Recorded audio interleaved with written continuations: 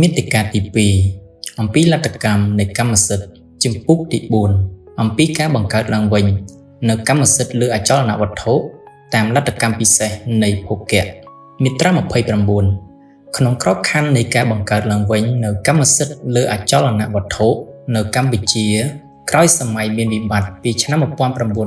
1975ដល់ឆ្នាំ1979ដោយមិនចំណុះទៅនឹងវិធានទូទៅនៃអាជ្ញាយុត្តកាលស្ដីពីកម្មសិទ្ធិលើអចលនវត្ថុភោគៈនៃអចលនវត្ថុដែលត្រូវបានទទួលស្គាល់ចាប់ពីឆ្នាំ1989អាចបង្កើតជាពិសេសនូវសិទ្ធិផនដឹកលើអចលនវត្ថុនិងនាំទៅដល់លទ្ធកម្មនៃកម្មសិទ្ធិដោយអ្នកកាន់កាប់ទ្រព្យក្នុងលក្ខខណ្ឌដែលបានកំណត់ដោយច្បាប់នេះការចូលកាន់កាប់ភោគៈត្រូវបញ្ចប់នៅពេលដែលច្បាប់នេះចូលជាធរមានមាត្រា30បុគ្គលទាំងឡាយដែលបានអាស្រ័យផលនៃភោគៈដោយសន្តិវិធីនិងមិនមានការជំទាស់ចាប់ពី5ឆ្នាំយ៉ាងតិចគិតមកដល់កាលបរិច្ឆេទនៃការប្រកាសឲ្យប្រើច្បាប់នេះលើអចលនវត្ថុដែលមានលក្ខណៈត្រឹមត្រូវតាមច្បាប់ក្នុងការកាន់កាប់ជាឯកជនមានសិទ្ធិស្នើសុំប័ណ្ណកម្មសិទ្ធិស្ថាពរក្នុងករណីមានការជំទាស់ដល់ការផ្ដល់ប័ណ្ណកម្មសិទ្ធិស្ថាពរនេះអ្នកតវ៉ាត្រូវយកភស្តុតាងមកបញ្ជាក់ថាខ្លួនឯងទាល់បានបំពេញលក្ខខណ្ឌនៃភោគៈដោយសន្តិវិធីនិងមិនមានការជំទាស់ចាប់ពី5ឆ្នាំនៅលើអចលនវត្ថុដែលមានទំនាស់ឬយកភស្តុតាងដែលថាខ្លួនបានទិញអចលនវត្ថុនោះពីភោគីដើមឬពីសិទ្ធិវ័នស្របច្បាប់ឬអ្នកទទួលផ្ទេរកម្មសិទ្ធិឬពីសន្តិជនរបស់ខ្លួនមាត្រា31បុគ្គលដែលបានអាស្រ័យផលនៃភោគៈកន្លងមកគិតមកដល់កាលបរិច្ឆេទដែលច្បាប់នេះចូលជាធរមានប្រសិនបើបានបំពេញគ្រប់គ្រាន់នៅលក្ខខណ្ឌទាំងឡាយក្នុងការក្លាយទៅជាកម្មសិទ្ធិករអាចត្រូវបានអនុញ្ញាតដោយអាជ្ញាធរមានសមត្ថកិច្ចឲ្យបន្ថែមរយៈពេលកាន់កាប់ភោគៈរបស់ខ្លួនរហូតគ្រប់រយៈពេលស្របច្បាប់5ឆ្នាំនិងបានកម្មសិទ្ធិស្ថាពរអនុញ្ញាតឲ្យបន្តរយៈពេលមិនអាចត្រូវបានបដិសេធដោយអាជ្ញាធរមានសមត្ថកិច្ចឡើយប្រសិនបើភោគៈបានមកដោយសន្តិវិធីនិងមិនមានការជំទាស់អាជ្ញាធរមានសមត្ថកិច្ចដែលបដិសេធដោយរំលោភនៅការអនុញ្ញាតឲ្យបន្តរយៈពេលត្រូវទទួលខុសត្រូវផ្ទាល់ខ្លួនចំពោះមុខច្បាប់ការទទួលស្គាល់ដោយរំលោភដោយអាជ្ញាធរមានសមត្ថកិច្ចនៅភោគៈដែលមិនបំពេញលក្ខខណ្ឌនៃច្បាប់ត្រូវចាត់ទុកជាមោឃៈនិងគ្មានអានុភាពអាជ្ញាធរដែលបានទទួលស្គាល់ដោយរំលោភនេះត្រូវទទួលខុសត្រូវដោយផ្ទាល់ខ្លួនចំពោះមុខច្បាប់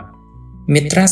32អចលនវត្ថុទាំងឡាយដែលមិនអាចคล้ายទៅជាកម្មសិទ្ធិនៃអ្នកកាន់កាប់ស្របតាមច្បាប់នេះក្នុងករណីភោគីបំពេញមិនបាននៅលក្ខខណ្ឌនៃច្បាប់ដោយហេតុមកពីលក្ខណៈសម្បត្តិរបស់ខ្លួនជាភោគីកេងបន្លំឬដោយឥរិយាបថរបស់ខ្លួនជាភោគីដែលលួចលាក់នឹងច្បាប់ឬដែលមិនចេញមុខឬជាភោគីដោយប្រើហិង្សាអចលនវត្ថុនោះត្រូវទុកជាសម្បត្តិរដ្ឋហើយមិនអាចឲ្យជនណាចូលកាន់កាប់ជាភោគីថ្មីសម្រាប់លទ្ធកម្មនៃកម្មសិទ្ធិក្នុងលក្ខខណ្ឌនៃជំពូកនេះបានឡើយមាត្រា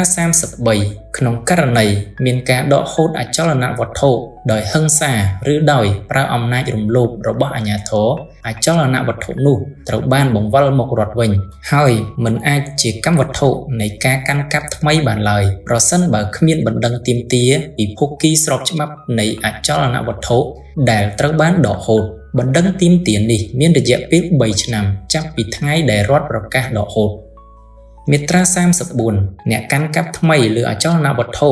នីតិបុគ្គលសាធារណៈឬរបស់បុគ្គលឯកជនដោយគ្មានប័ណ្ណក្រោយច្បាប់នេះចូលជាធរមានត្រូវចាត់ទុកជាអ្នកកាន់កាប់ដោយខុសច្បាប់ហើយត្រូវទទួលទោសដោយមានចែងក្នុងមាត្រា259នៃច្បាប់នេះមាត្រា35មានតែអាជ្ញាធរមានសមត្ថកិច្ចក្នុងនាមរដ្ឋនិងនីតិបុគ្គលសាធារណៈប៉ុណ្ណោះដែលអាចឲ្យអ្នកកាន់កាប់អចលនវត្ថុគ្មានប័ណ្ណឬមានប័ណ្ណមិនគ្រប់គ្រាន់ចាកចេញពីទីតាំងអចលនវត្ថុនោះ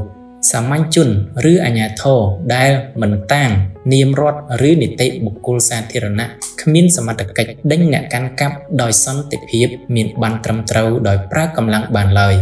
ការដេញអាចធ្វើបានតែតាមការបង្គាប់របស់តុលាការយោងតាមបណ្ដឹងរបស់បុគ្គលដែលបានប្តឹងទាមទារទ្រព្យ តុលាការត្រូវពិនិត្យបញ្ជាក់រូបភាពប្រភពកាលបរិច្ឆេទនិងលក្ខខណ្ឌទាំងឡាយនៃប័ណ្ណដែលបានបង្ហាញតុលាការមិនអាចប្រកែកក្នុងការបង្គាប់ឲ្យចាកចេញដើម្បីជាប្រយោជន៍ដល់បុគ្គលដែលបង្ហាញប័ណ្ណត្រឹមត្រូវនិងពេញលេញរបស់សុរិយោដីបានឡើយ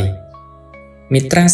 36បើវិធានការបណ្តេញចេញបង្គាប់ដោយតុលាការអាចបណ្តាលឲ្យមានភាពវឹកវរឬមានផលវិបាកធ្ងន់ធ្ងរដល់សង្គមអាជ្ញាធរមានសមត្ថកិច្ចអាចសុំព្យួរការអនុវត្តជាបណ្ដោះអាសន្នបានមាត្រា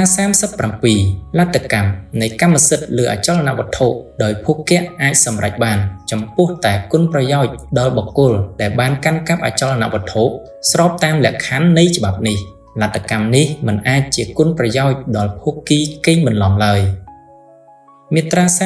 38ដើម្បីក្លាយទៅជាកម្មសិទ្ធិលើអចលនវត្ថុបានលុះត្រាតែភូកៈនោះត្រូវបានកាន់កាប់ដោយពិតប្រាកដគ្មានហិង្សាដឹងឬជាសាធារណៈគ្មានអខាននិងដោយសុចរិតភូគីត្រូវកាន់កាប់អចលនវត្ថុដោយពិតប្រាកដគឺថាភូគីទោះកាន់កាប់ដោយខ្លួនឯងក្តីឲ្យអ្នកដទៃធ្វើឲ្យក្តីត្រូវកាន់កាប់ឲ្យឃើញថាការនោះប្រាកដជាធ្វើដើម្បីខ្លួនក្នុងគោលដៅខ្លួនជាភូគីយ៉ាងផ្ដាច់មុខកុំឲ្យឃើញថាការដែលធ្វើនោះគឺធ្វើដោយសារសិទ្ធិណាមួយផ្សេងទៅវិញប្រសិនបើភូគីពិតប្រាកដមិនចេញមុខនៅពីក្រោយភូគីមិនពិតប្រាកដភូគីនោះមិនអាចទាមទារបានភូកៈដើម្បីធ្វើលទ្ធកម្មទៅកម្មសិទ្ធិបានឡើយភូកៈនោះត្រូវចាត់ទុកជាមូខៈភូគីត្រូវកាន់កាប់អចលនវត្ថុដោយគ្មានហិង្សាគឺថាភូកៈដែលបានមកដោយហិង្សាមិនទុកជាភូកៈត្រឹមត្រូវតាមច្បាប់ឡើយក៏ប៉ុន្តែបើកាលណាគេប្រើហិង្សាក្នុងពេលមានតតេយជនឥតសិទ្ធសោះមកដណ្ដើមនោះហិង្សានេះគ្មានឥទ្ធិពលអ្វីទៅលើភូកៈដែលគេបានដោយសន្តិភាពតាំងពីដើមមកនោះទេភូគីត្រូវកាន់កាប់អចលនវត្ថុដោយដឹងឬជាសាធារណៈគឺថាភូគីត្រូវកាន់កាប់ដោយឥតលាក់បិទបាំងអ្នកទាំងពួងដែលចង់តវ៉ាអំពីសិទ្ធិរបស់ខ្លួនលើវត្ថុនោះនឹងបានដឹងឬឃើញមិនខានភូគីត្រូវកាន់កាប់អចលនវត្ថុដោយគ្មានអខានគឺថាភូគីត្រូវធ្វើនៅកិច្ចការផងទាំងពួងតាមធម្មតាជាប្រក្រតីក្នុងរយៈពេលចាំបាច់នៃការទាមទារលទ្ធកម្មកម្មសិទ្ធិការអខានក្នុងរយៈពេលខ្លីឬបោះបង់ទុកឲ្យនៅទំនេរដើម្បីឲ្យមានជីវជាតិឡើងវិញមិនមែនជាឧបសគ្គដល់លទ្ធកម្មកម្មសិទ្ធិនោះទេភូគីត្រូវកាន់កាប់អចលនវត្ថុដោយសុចរិតគឺថាភូគីមិនដឹងពីសិទ្ធិជាយថាហេតុរបស់តតេយជនលើវត្ថុដែលខ្លួនកំពុងកាន់កាប់នោះសោះមាត្រា